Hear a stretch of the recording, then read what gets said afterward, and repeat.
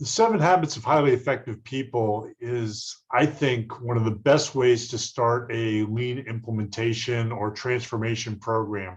I think the best and most effective organizations really start with effective people.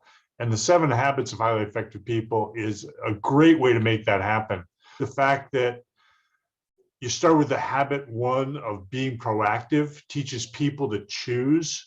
And I think that's the major stumbling block, or one of the major stumbling blocks to a lean implementation.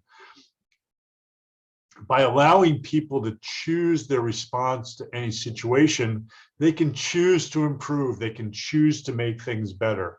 Once they choose, they begin with the end in mind. We teach them how to think about the future and what they're trying to achieve. And then first things first is habit 3, and they align their actions with achieving that end.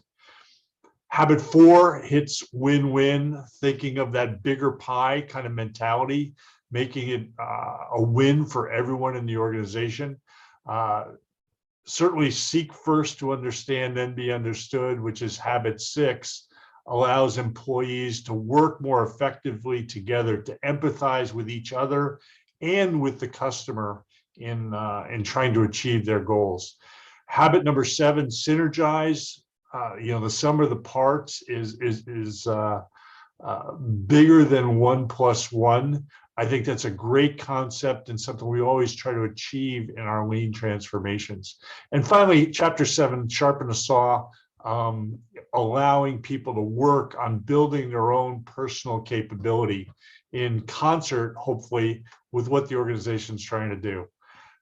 As I said, I think 7 Habits, great way to start a lean transformation.